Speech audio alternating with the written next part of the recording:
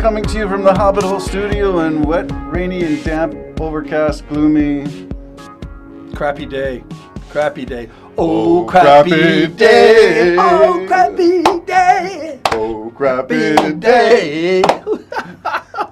When we lost the microphone. Yes, we have one mic, and that was a hand clap you see there, Spiking.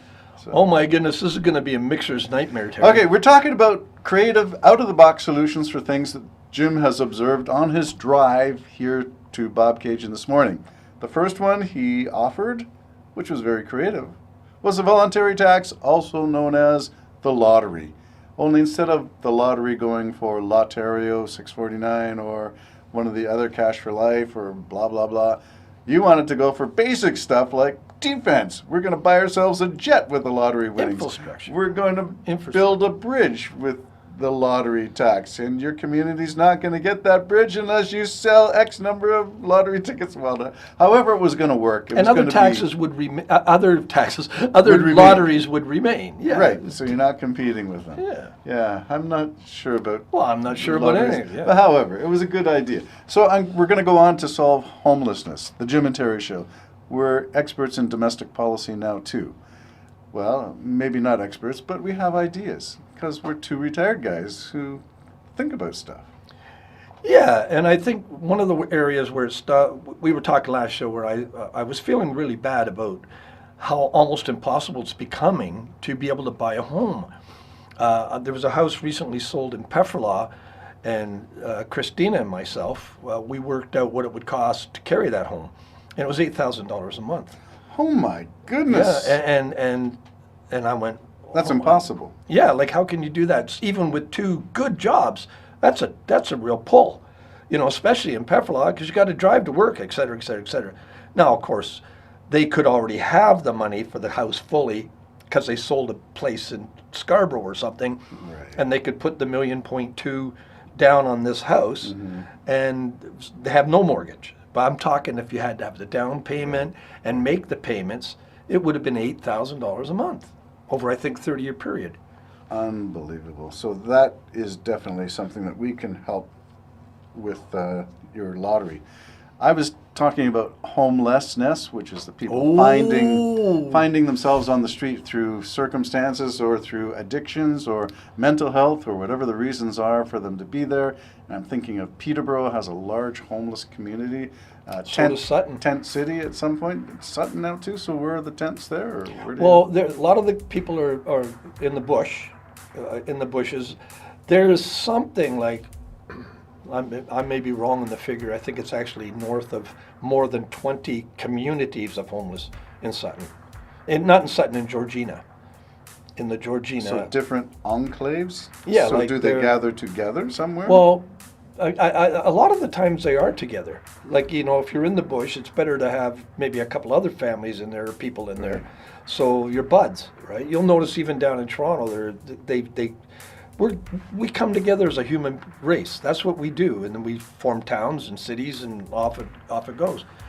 So yeah, my heart goes out to them because I was thinking about that the other day too, and there was a time when I was just saying, jeepers, get your life together. But then I was thinking, what about you take someone like me? Certain circumstances could change, and you may still have an income coming in, but not enough to buy a home.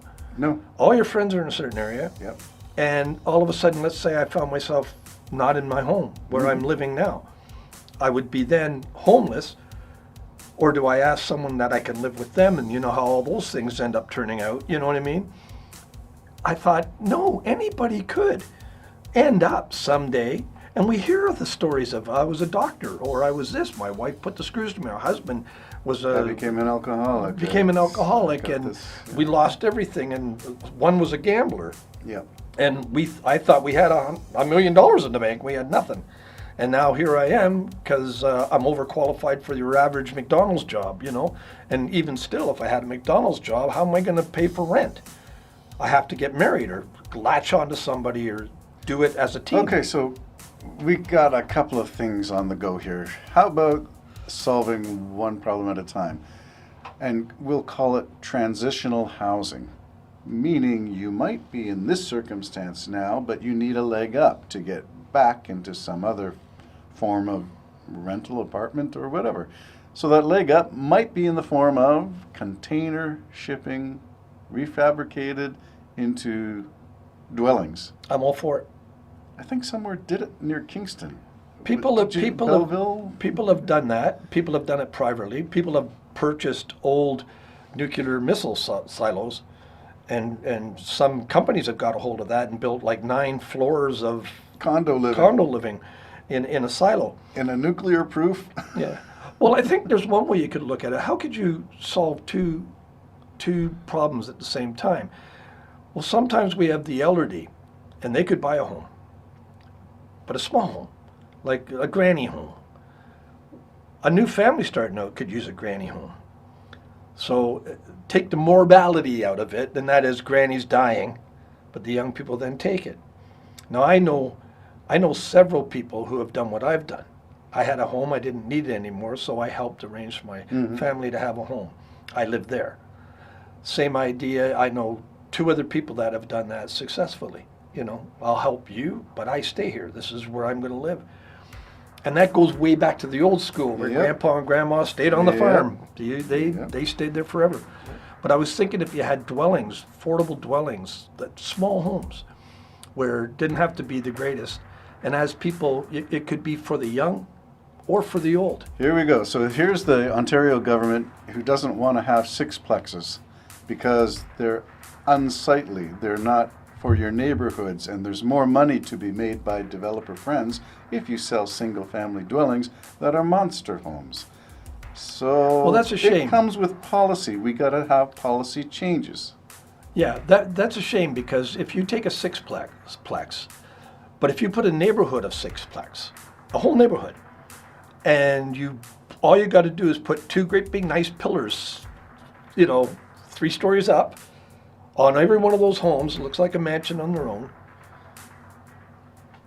In other words, the neighborhood's going to be. You're trying to decorate a sixplex to make it look like single-family dwellings. Well, it could, but I don't think there's anything I'm wrong not with that. worried about the cosmetics of it all. I'm worried about housing people, and that means a roof that doesn't But leak over those your who head, were water opposed, and sewage. those who were opposed, you said they didn't like the look of Well, a sixplex no, there's- in a neighborhood that has single dwellings.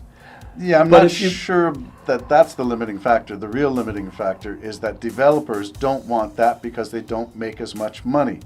Yeah. Because the sixplex occupies a fixed small footprint, the same as a regular home. There's something wrong with that thinking, and I'll tell you why. Yeah, there is. I have a timeshare down in Florida. And they're not worrying about everybody having an individual timeshare. They really want them all gone so they can put those nice, Yeah. nice 11-story high, the one I bought is in a building. And they want all the others who didn't have that building, they would like to tear all that down and put those buildings up. So I don't know, there's something wrong with that thinking that there's got to be more money in being able to stack people than just having one house. So something wrong with the thinking in that. Yeah, but it's got to do with land value and services. It costs you just as much to run water and sewage and electricity to a sixplex as it does to a single family.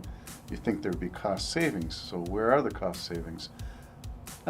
Anyway, it's just an idea. Sixplexes, We're not experts. we're not experts, but we're just trying to find ways, and I suggested container housings. The tiny homes I don't think they're transition homes. Oh, they're cute. They're cute. That's for a couple, but that no. would be a transition. In other words, it's not a place. It's a one step downward if you're going that direction. You're not going to get back from downsizing to that. You still gotta put it somewhere. It could be an entry level on your way up that allows you to have minimal expenses. You said $8,000 to carry a home, so we want to get it down to $2,000, a small percentage of your gross income for a 2-family. Well, that's why I was kind of going into that whole Canadian bank thing, Mm-hmm. where it's just for survival bank. I mean, might call it for basic needs of humanity. Okay, let's talk about that, because as a left-leaning person, progressive, I would suggest that banks should not be in it. If you're a mortgage lender, you should be in the business of mortgage lending to make housing affordable for as many people as you can. You solve the housing crisis by making housing affordable.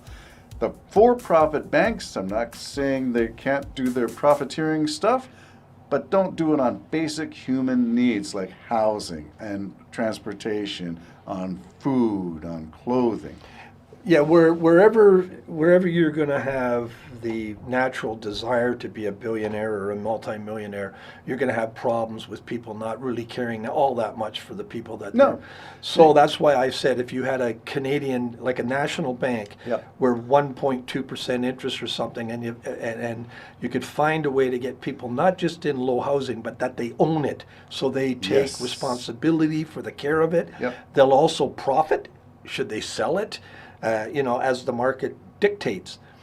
I know this would be very unpopular, it's very socialistically thinking, but that bank would, and I think the argument would be that bank would end up becoming the same as any other bank, and they'd move into everything from vacation think- properties and on. But it would have to be settled in human need. I like the way net zero, the phrase net zero means no profit. It's a non-profit bank, Yeah. funded and backed by the Bank of Canada, the central bank. And its only business is to make housing affordable for people. Well, the survival of people. Yes. You got a people here, and you got to house them, or you can't be a people. Yeah. So find a way. And what I was saying, I realize some people may be tearing their hair out right now, but find a way to start thinking outside of the norm to solve you're not going to solve it by houses still remaining $1.5 million. You're not going to solve it Not that way. unless your income has gone up to fit that $1.5 million. Yeah, and so that's all this whole show was supposed to be about. Not that I know what I'm talking about. We're not bankers or We're developers. not bankers or developers. Or city planners. But there needs to be some sort of a mercy connection here to the fact that a healthy society needs to have a roof over their head and a warm place to be. And so that they can set here's where we're establishing, and we're going to go from here and start businesses and try this and try that. But the basic needs should be something that's so much covered. And I'm not saying just give it away, make it, they have to earn it and keep it and all the rest of it. But we got to find a way to get the people into them. We have a housing crisis in Canada. It is largely the responsibility of provincial governments to solve that. That's according to the British North America Act, or the Canada Act, the Constitution Act, the documents that describe Canada and how we function as provinces and federal government. And that takes us on to why provinces are neglecting their investment in housing. It's not a federal problem until provinces neglect their obligations. We'll leave it at that. More out-of-the-box thinking on the Jim and Tara Show. Bye-bye for now.